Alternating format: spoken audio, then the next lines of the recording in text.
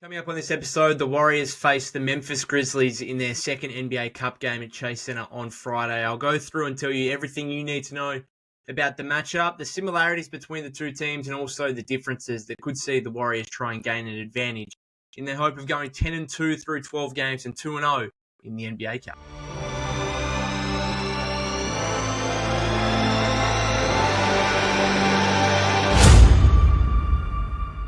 Welcome back to the Golden State with Mates podcast. Hope you're all having a good start to your week. The Warriors, they face the Memphis Grizzlies in their second NBA Cup game at Chase Center on Friday. Should be a good game. I think there's still a little bit of a rivalry maybe between the Warriors and the Grizzlies. Maybe that's died down a little after the 2021-22 season where we had some incredible regular season games and then of course, the second round playoff series where the Warriors ultimately got the job done. But the Grizzlies were seen as a rising up and coming team, made a couple of playoff appearances in a row there, and then obviously last season was absolutely devastated by injury. I'm not sure we've seen a team go through as much injury devastation as what Memphis did last season. And I don't know, they've been pretty good to come out of the gate here, but they're still dealing with some injury issues. And I watched yesterday's game pretty much in full against the Lakers. And it was a bit of a weird one just in terms of the swings in momentum. The Lakers led early, were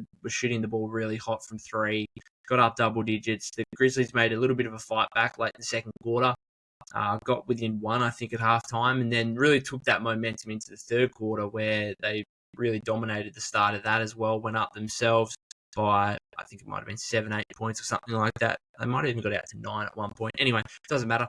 And then the Lakers in the fourth came back. LeBron took over, and AD finally came along for the ride after kind of struggling through the first three quarters and being in some foul trouble as well. So the Lakers ended up winning that by 5. It was a really good game. Again, LeBron was just absolutely superb. Another 30-point triple-double for him. Completely in awe of what he can do and obviously what Steph can do, and the fact these two legends are still producing at this level so deep into their careers and still being two of the best players on the planet. It's absolutely unbelievable. But as far as the Grizzlies, as I said there before, they're still struggling with some injury issues. I'm recording this before the injury report comes out, so I'm not exactly sure what it's going to look like. But there's been no Ja Morant here over the last couple of games, no Desmond Bane as well. So that's arguably their two best players or their best player and their third best player, depending on how you want to rank Desmond Bane and Jaren Jackson Jr. So they're listed. I know Morant was listed last Saturday as week to week, and Bane's been week to week since the start of the month.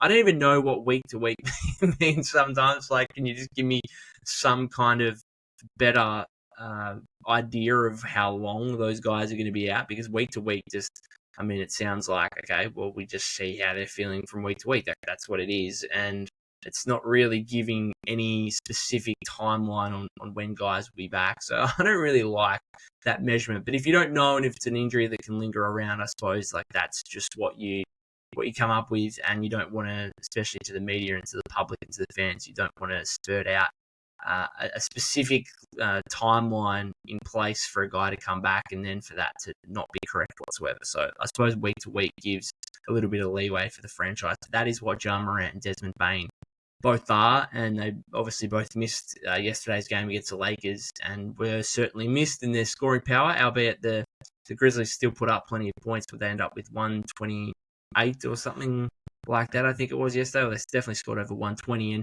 And the depth of this roster for the Grizzlies, if there's one thing to come out of the disappointment of all the injuries last season, it's the fact that they did unearth some blokes, even a couple of them in the way of Vince Williams Jr. and G.G. Jackson haven't even played this season because of injury. But they were able to discover some depth pieces, and these two teams, I think, might be the deepest teams in the league in terms of guys like 11, 12 on the roster who are genuine NBA rotation players. And if we thought that the Warriors had, a scoring depth that was unmatched, well, it's actually the Grizzlies that have a scoring depth that's unmatched because, yes, the Warriors lead the league in bench scoring at an historic rate. I think it's over 58 points from the bench every game, which is almost 6 more than the record that the LA Clippers of 2018-2019 hold. But the Grizzlies, they have 8 players scoring over 10 points per game, which in contrast, the Warriors have 5. right? The Warriors obviously with Steph Hill, Kuminga, Wiggins. Sorry, Wiggins and Kuminga both at 14.7 per game. And then Melton's just over 10 as well after a couple of big games from him. So 5 guys over 10. The Grizzlies have 8. And again, that goes down to some of the injury issues and guys getting more opportunity and the rotation kind of swapping in and out here a little bit. But they've got Jackson at 22.5 points per game, Morant 20.6, Bane 18.8, Aldama 13. Scottie Pippen Jr., who's been super impressive. Shout out to him for how he's developed into not only a solid backup point guard, but actually a guy that can run the team while Jar's out. He's 12.3, 4.1, and 6.2 assists at the moment this season. Zach Edey, of course, 11.3 points and 6.8 rebounds. Jay Huff, 10 points on 43.8% shooting from deep. I always kind of liked him. I remember watching him a few times playing against like Santa Cruz in the G League and thinking, or stuff in Summer League and thinking, okay, this guy actually has something because he's semi-athletic. Like we've seen a heap of reverse dunks from him so far this season. And he can also shoot the ball from 3 at size. So he's an interesting player. And it's, again, surprised me that he's taken kind of this long to find a team to stick with the team and actually become a rotation player, albeit he's still like behind Jackson and also Edey is kind of those bigs there. So that's at 8. Jackson, Morant, Bane, Aldama, Pippen, Edey, and Huff. But then they also have like Jake LaRavia, who's playing really well, 9.1 points a game. Luke Kennard doesn't miss threes, 8 points a game on 56.3% from 3. And then they've got Marcus Smart, who just came back from injury yesterday against the Lakers on a bit of a minutes restriction, and Brandon Clark as well. So if you think about like those guys, like Jackson, Morant, Bane, Aldama, Pippen, Edey, Huff, and then LaRavia, Kennard, Smart, Brandon Clark. We haven't seen G.G. Jackson, Vince Williams Jr. yet. Like that's extraordinary depth. Like that is almost like every guy on their roster is like legit good. And so there's a lot of similarities here between these two teams in terms of the roster depth, in terms of being able to cover injuries. Now, again, Memphis probably dealing with a few more injuries than obviously what the Warriors are at the moment. Again, we'll wait and see what the injury report looks like, but we had the Warriors have their full complement, their full rotation available for the huge win over the Mavericks on Tuesday. Hopefully nothing else pops up from that. From a Warriors standpoint, we've seen Guy Santos go down to the G League now. He'll play with Santa Cruz over the weekend. They've got a couple of games coming up here. I think they play the South Bay Lakers on Friday. And then I think they go and play the Salt Lake City Stars for a couple of games next week as well. So Guy Santos down to the G League, which makes a lot of sense given he's just not going to crack the rotation. I mean, the Warriors have, Steve's going to a 12-man rotation, but then obviously Lindy Waters the third there is a very competent and very, very good 13th guy that can step in. So good to see Guy go down there. I think the correct decision to try and get him some playing time and development, and good for the Santa Cruz Warriors as well, who split their games against the Valley Suns last week. But back on the Grizzlies, a lot of similarities there in terms of their depth and depth of scoring and being able to cover guys. And we'll just wait and see what's going on with Ja Morant and Desmond Bane, because obviously those two guys are big pieces for them. They're 7-5 at the moment. They're 7th in offense, 5th in defense, and 5th in net rating, directly behind the Warriors, who are 4th. Now, there's a little bit of a difference there. 10.9, the Warriors are net rating. Grizzlies 7.3. So there's a bit of a gap. But this team is probably better than what we give them credit for, I think, at the moment, given that 7-5 record. Again, they've been dealing with the injuries. And to be that consistent on both ends of the floor, I think they are very much capable of being a top 6 team in the West. And the Western Conference standings right now are just stupid with the amount of... I don't know, we can get into this conversation at a different time in a different episode, but do we need to start going to not having conferences for the playoffs and just having 1 through 16, right, seedings without conferences? I don't know, maybe, because it's a bit of a joke, really. Like the amount of genuine playoff threats in the West compared to the East, like it's just ridiculous. And so the Warriors need to keep winning, and specifically in these conference matchups, like we saw against the Thunder, like we saw against the Mavericks. And now coming up against the Grizzlies, just crucial to win these games. And if you drop a game like this against a team who the Warriors, I think, are currently 8.5-point favourites against, again, this is before the injury report comes out, so things could shift from there. But you drop a game like this, it's one you kind of look back at the end of the season and think, home floor, other team has a few injuries, really should have won that game. And I just don't think, good teams generally don't drop too many of these games. And that's what I've been impressed with the Warriors so far. Aside from that Clippers game, I mean, they've been near perfect.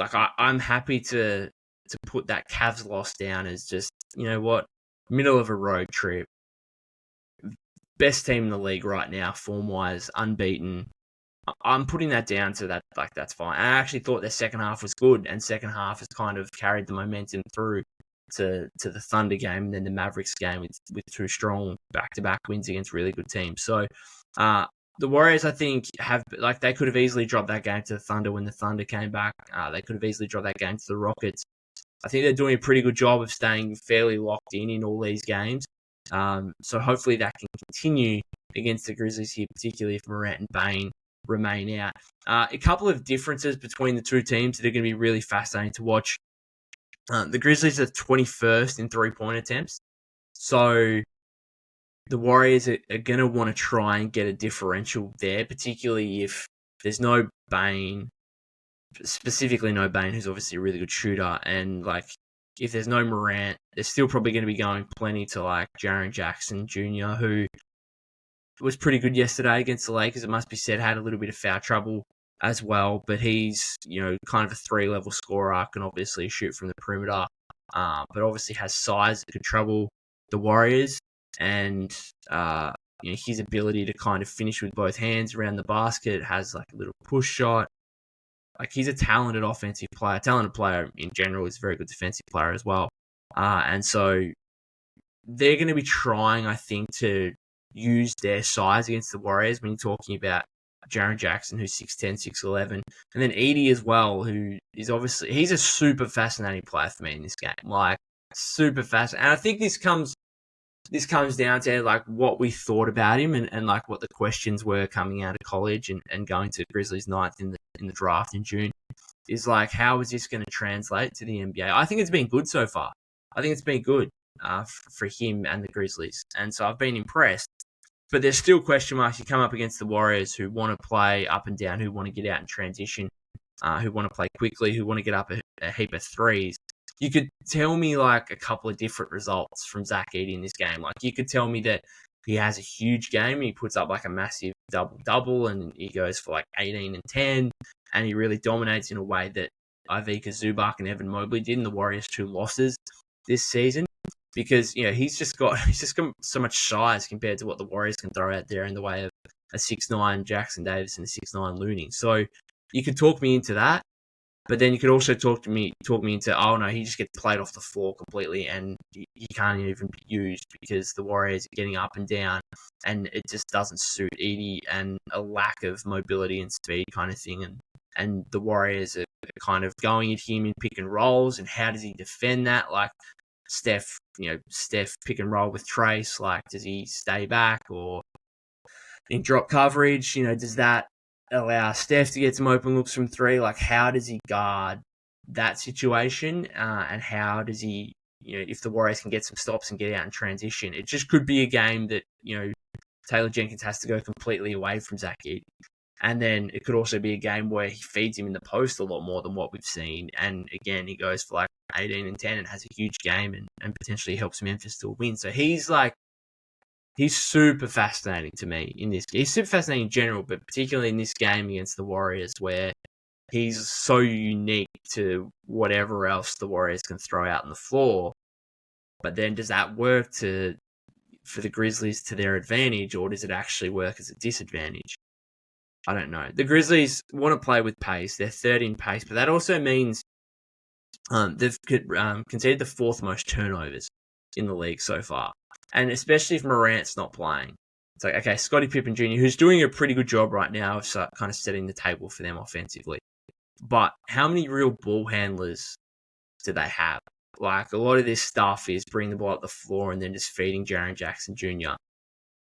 I don't know. I feel like if the Warriors can bring the defensive intensity they have for the majority of this season so far, and given the Grizzlies are already a team that looks to give away the ball a fair bit, that's an area I think if I'm the Warriors, like, all right, we're going to just try and bring as much defensive pressure as we can and try and force as many turnovers as we can, because again, the Warriors' best offense comes from their defense when they can get out and transition, get up, easy, good looks from three or get to the basket, whatever it may be. That's going to be so much, obviously, more effective for them than half-court sets where you're kind of more leaning on Steph and his individual brilliance, as we saw the other day, like against the Mavericks. A lot of those possessions down the stretch, they weren't transition baskets. It became a traditional, like, slow playoff game where both teams are in half-court sets trying to execute.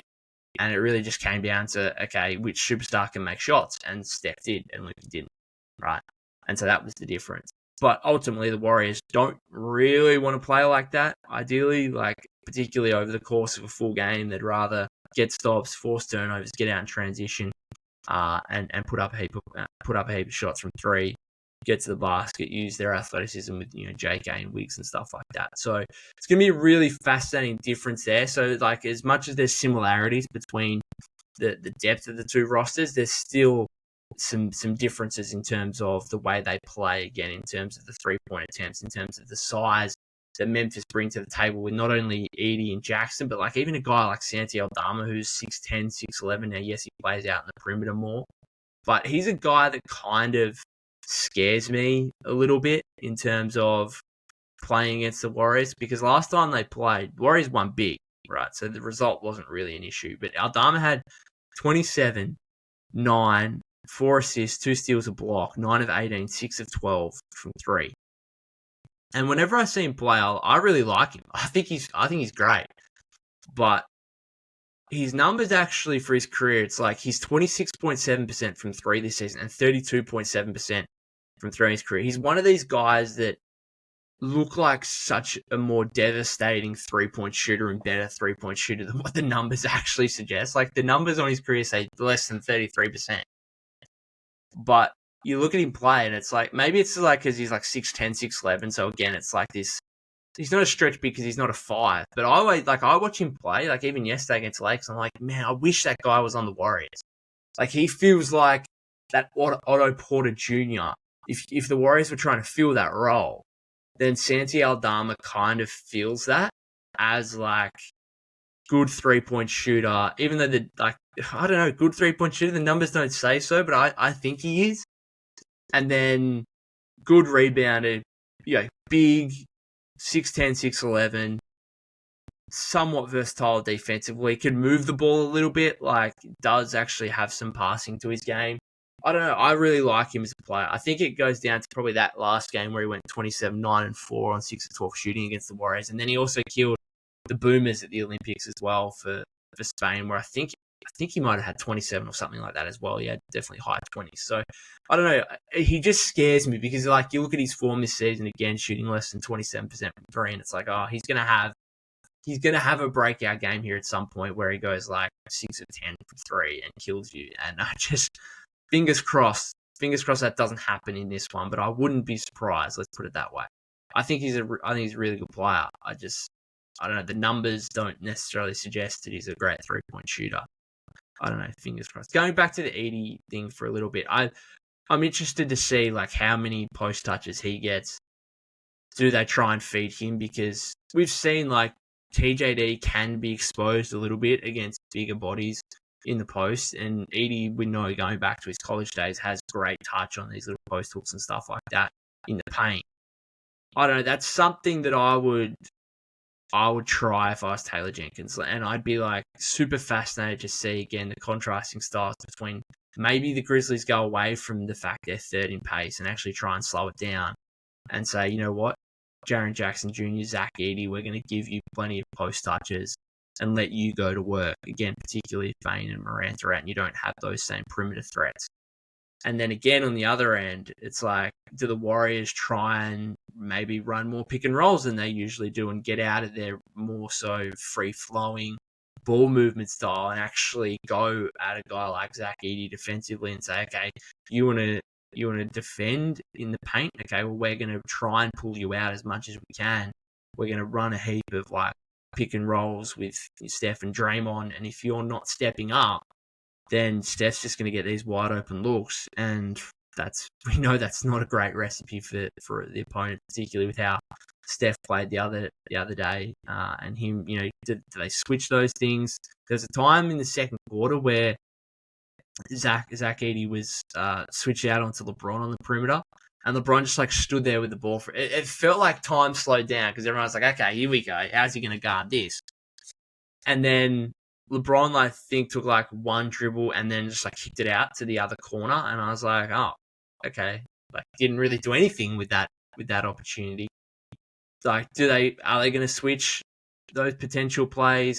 There was a play in the fourth quarter yesterday where Edey came up to the level of the screen, and then they kind of both him and another defender went at LeBron, and then AD just floated out onto the wing and had a wide open wing three and nailed it.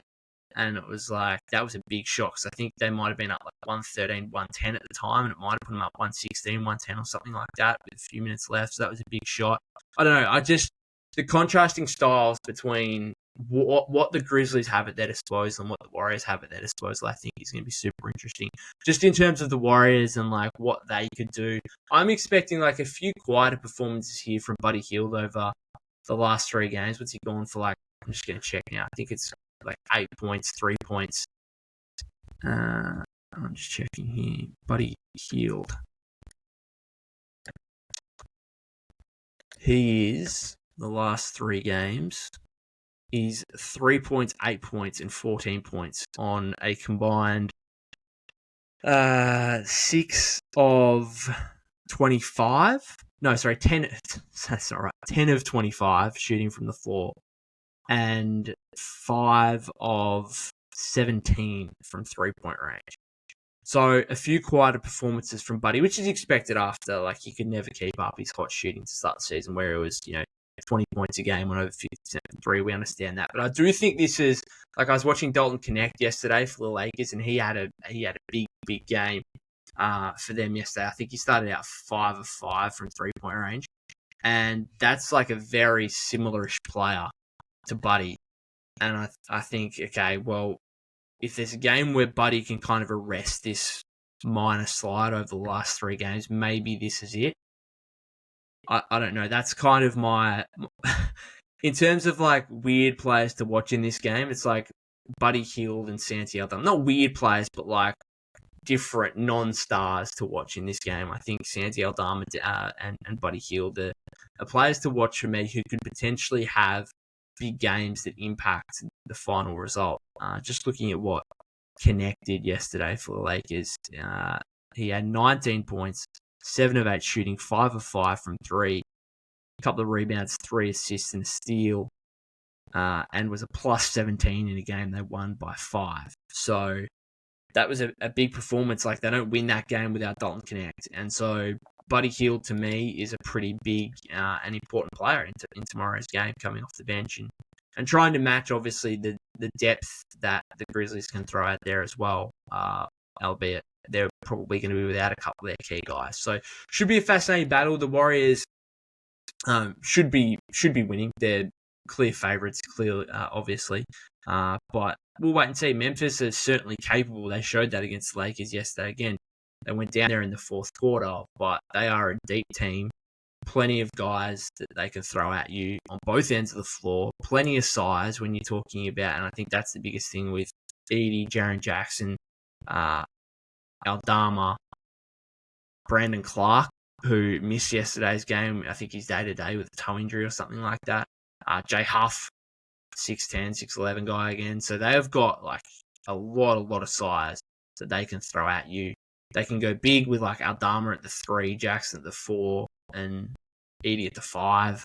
I don't know, the contrasting styles there between the size of Memphis and I don't know, the Warriors have done a really good job so far in terms of like rebounding the ball and not letting their lack of size be a real issue, aside from those couple of games like where Zubac and Mobley really got things done for the Clippers and the Cavs respectively.